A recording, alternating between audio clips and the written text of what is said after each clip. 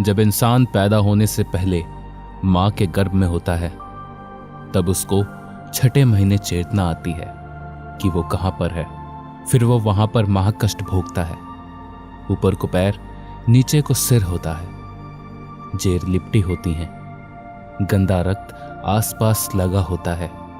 माता जो खट्टा मीठा खाती है, मिर्च युक्त भोजन खाती है, उसकी जलन बच्चे के शरीर पर जख्म पर नमक की तरह कष्ट पैदा करती है। उस जलन से बच्चा रोता है लेकिन आवाज नहीं निकलती। वो इसी कारण घूमता रहता है।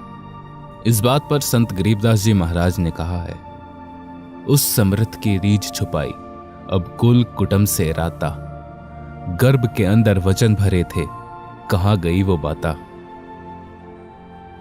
भावार्थ, जब मानव को गर्भ में कष्ट था, परमात्मा से पुकार की कि हे भगवान, इस नरक से निकालिए। मैं बाहर आते ही पूर्ण परमात्मा की भक्ति करूंगा। पूर्ण गुरु की शरण ग्रहण करके सद्भक्ति करके इस महाकष्टदायक नाशवान लोक से आपके निज धाम अविनाशी स्थान पर पहुंचूंगा। फिर उस परमात्मा ने हमारी पुकार सुनी और खुश होकर हमें मां के गर्भ से सही सलामत बाहर निकाला। उसके बाद अब कुल परिवार में लीन हो गया, परमेश्वर को और अपने किए वायदे को भूल गया। आज हम सब अपने मुख्य उद्देश्य को भूलकर यहाँ की मायावी दुनिया में फंस गए और परमात्मा को भी भूल गए। मृत्यु के पश्चात आगे फिर धर्मराय मिलेगा, फिर पूछेगा कि जो वायदा परमात्मा से किया था वो तूने निभाया।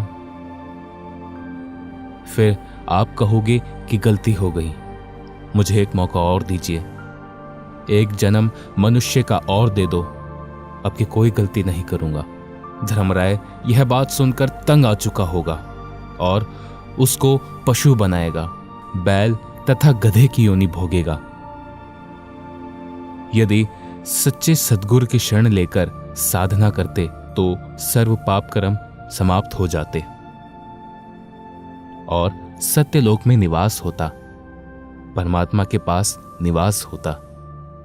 सोचिए।